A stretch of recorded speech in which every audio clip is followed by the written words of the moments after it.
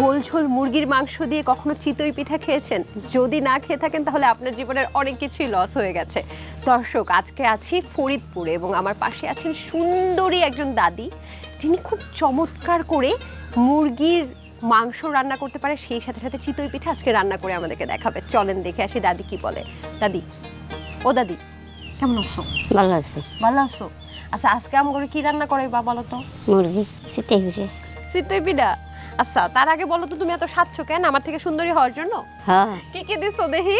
Makeup করছো না? আমি শিওর না। তো এই যে ঠোঁটে যে লিপস্টিক দিছো। কেন খাইছি রে? পান খাইছো? দাদির আবার ন্যাচারাল লিপস্টিক, আমার মতো লাগে না। দেখি তো মুখখানা, বাহ কি সুন্দর লাগতেছে। সাজগোজ তো ঠিকই আছে, তারপরে আমার থেকে সুন্দর না। চলো রান্না শুরু করি। প্রথমে কড়াইটা নিব না? কড়াইটা নেই? না।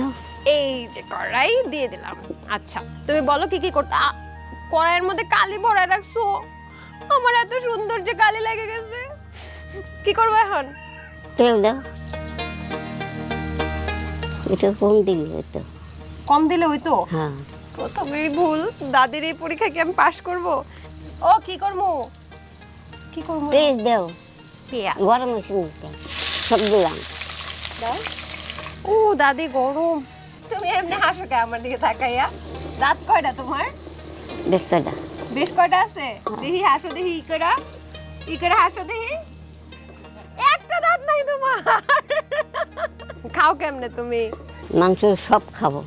সব মাংস খাবা? হ্যাঁ। পারবা? আচ্ছা, দেখা যাবে আজকে কে বেশি খায়। দাদি বেশি খায় নাকি আমি খাই? তুমি কি অনেক খাওড়া? মাংস খাইনি, মুরগির মাংস খাইনি। আমি শুনছি তুমি নাকি মিষ্টি কুমড়া অনেক বেশি পছন্দ করো।